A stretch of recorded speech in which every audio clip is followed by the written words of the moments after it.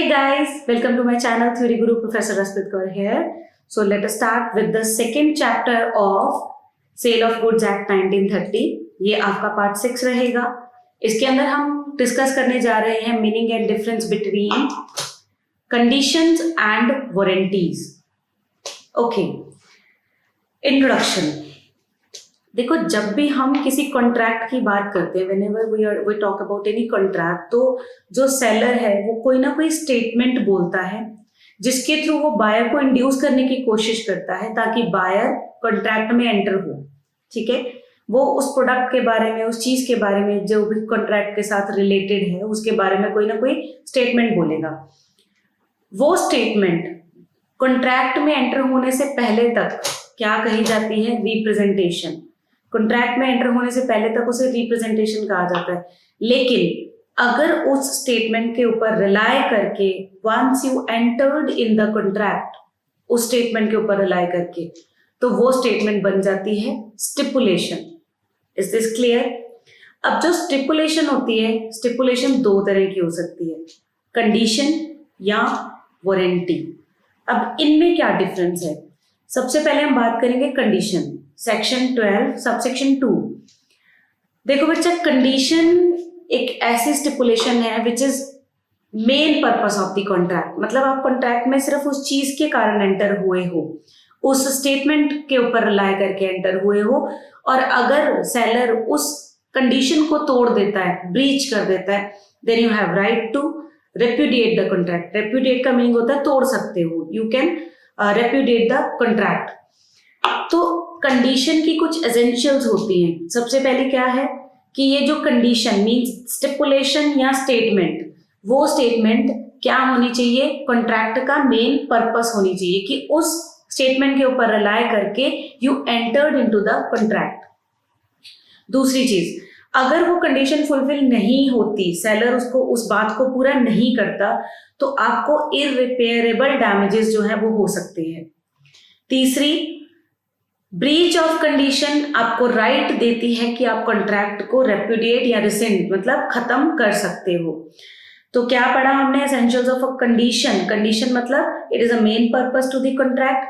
अगर सेलर ये फुलफिल नहीं करता तो आपको इररिपेयरेबल डैमेजेस फेस करने पड़ सकते हैं.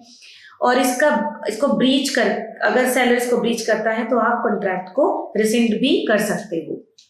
Clear everyone?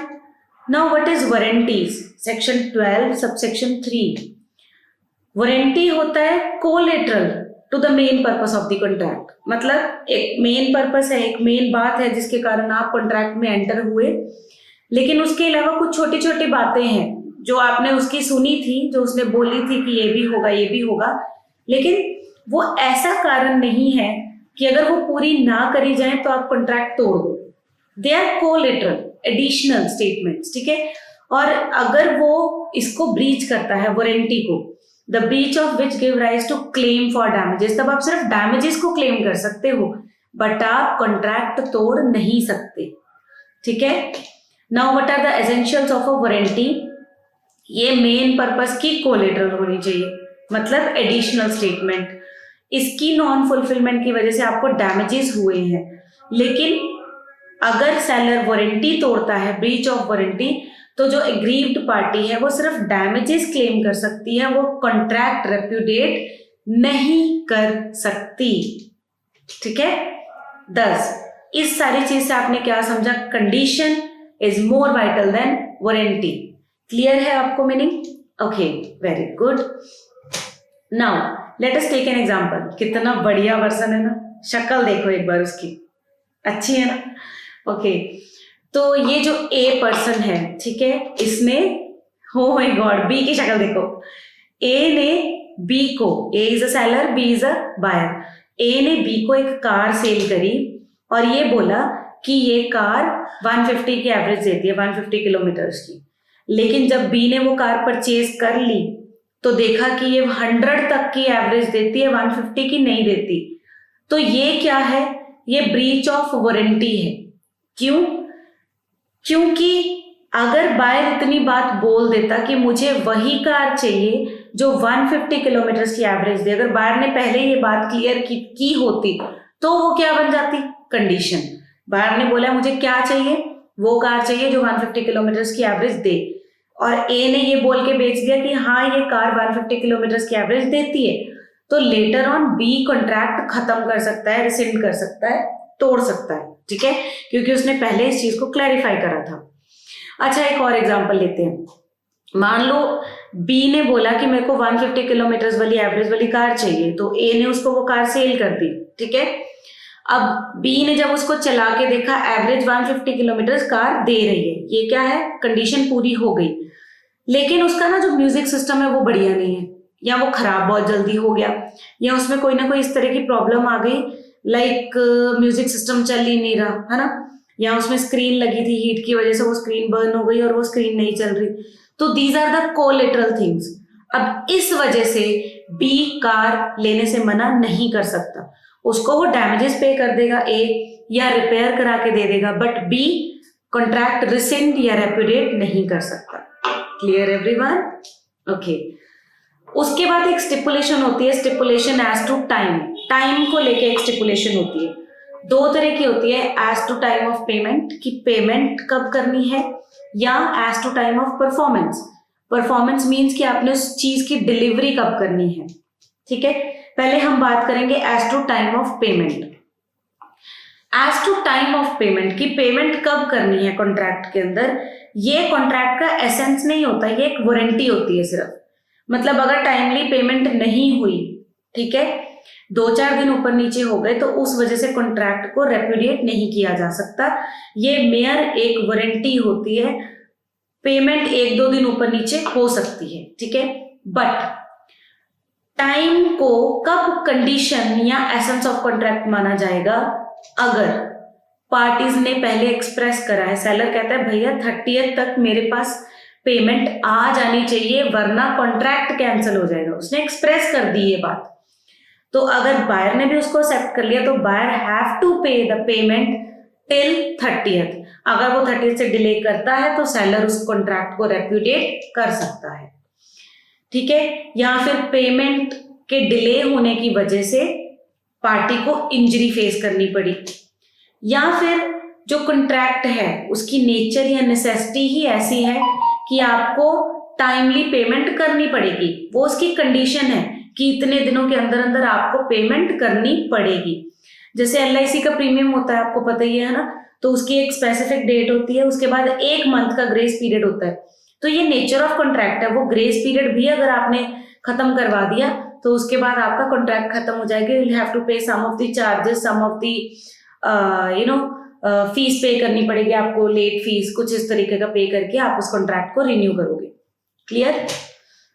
अब अगर हम बात करें as to time of performance की, कब डिलीवरी कब होनी चाहिए, तो कहते delivery of goods is one of the essence of the contract. मतलब लाइक अगर आपको टाइमली डिलीवरी नहीं होती है गुड्स की तो आप कॉन्ट्रैक्ट को रेपुडिएट कर सकते हो, ये एसेंस है। फॉर एग्जाम्पल, मैंने अक्टूबर के लिए मंगवाया था, जो भी सामान मैंने मंगवाया, मैंने डिलीवरी उसकी अक्टूबर में डिमांड करी थी, लेकिन किसी स्ट्राइक की वजह से पोर्ट जिसके थ्रू जहां से वो सामान आना था उस पोर्ट के ऊपर स्ट्राइक हो गई, तो गुड्स वो मुझे नवंबर तक भी रिसीव नहीं हुए। मेरा तो पर्पस खत्म हो गया ना, अक्टूबर में मुझे चाहिए थे गुड्स, अक्टूबर तक वो डिलीवर नहीं हुए, तो नवंबर तक भी अभी नहीं आए हैं, तो I can repudiate the contract. तो डिलीवरी या परफॉर्मेंस वो एसेंस है कॉन्ट्रैक्ट का, अगर वो अननेसेसरी डिले हो रही है, अननेसेसरी, तो आप कॉन्ट्रैक्ट को रेपुडिएट कर सकते हो, ठीक है। Now let us discuss difference between a condition and warranty. सबसे पहला इंपॉर्टेंस, अब आप लोग बताइए, जो कंडीशन है कि वो क्या है, main purpose of the contract, essential to the main purpose of the contract, और वारंटी क्या है, collateral to the main purpose of the contract. Clear? Second, consequences of breach, कि अगर सेलर कंडीशन तोड़ेगा तो क्या होगा, अगर वो वारंटी तोड़ेगा तो क्या होगा। अगर वो कंडीशन तोड़ेगा तो आप कॉन्ट्रैक्ट वापस कर सकते हो, यस और नो? Absolutely correct, yes. तो आप कॉन्ट्रैक्ट खत्म कर सकते हो, रेपुडिएट कर सकते हो। लेकिन अगर वो वारंटी तोड़ेगा, ब्रीच करेगा, तो आप सिर्फ, yes very good, damages claim कर सकते हो, लेकिन आप कॉन्ट्रैक्ट को रेपुडिएट नहीं कर सकते, ठीक है। Last is option of treatment, ये ध्यान से सुनना थोड़ा सा। Breach of condition can be treated as breach of warranty. मान लो मैंने कार परचेज करी, आई जस्ट वांट कि वो 150 किलोमीटर्स की एवरेज दे, मैंने उसको बताया सेलर को, लेकिन जब कार आई तो वो अप्रोक्सीमेटली 130 टू 140 के बीच में एवरेज दे रही है। कंडीशन क्या थी? 150 की एवरेज, लेकिन सेलर ने उस कंडीशन को ब्रीच किया ना, क्योंकि कार कितनी एवरेज दे रही है? 130 to 140 kilometres. Now it's up to me whether I can treat that as breach of condition or I can treat that as breach of warranty। मतलब अगर मैं इतने में ही सेटिस्फाई हूं तो मैं कॉन्ट्रैक्ट को रेपुडिएट ना करके, खत्म ना करके उसको एज वारंटी ट्रीट कर लूं, चलो कोई बात नहीं, I am satisfied with this. तो ब्रीच ऑफ कंडीशन को आप ब्रीच ऑफ वारंटी ट्रीट कर सकते हो, but you can not treat breach of warranty as breach of condition. अब जैसे उसके अंदर का म्यूजिक प्लेयर खराब हो गया, ये तो वारंटी है ना, एडिशनल है स्टेटमेंट, उसके बेसिस पे मैं कॉन्ट्रैक्ट खत्म नहीं कर सकती। लेकिन अगर म्यूजिक सिस्टम खराब हो गया है तो वो वारंटी की ब्रीच हुई है, डैमेजेस आप क्लेम कर सकते हो, लेकिन मैं उसको ये नहीं बोल सकती कि मेरी कंडीशन तोड़ दी आपने, ले लो अपनी गाड़ी वापस, मुझे नहीं चाहिए, मैं कॉन्ट्रैक्ट खत्म कर रही हूँ, ऐसा नहीं हो सकता। तो क्या है? Breach of warranty can never be treated as breach of condition. Very good. So ये था difference between and meaning of condition and warranty. Hopefully आपको सारा टॉपिक क्लियर हो गया होगा। So thank you so much for watching. Have a nice day everyone.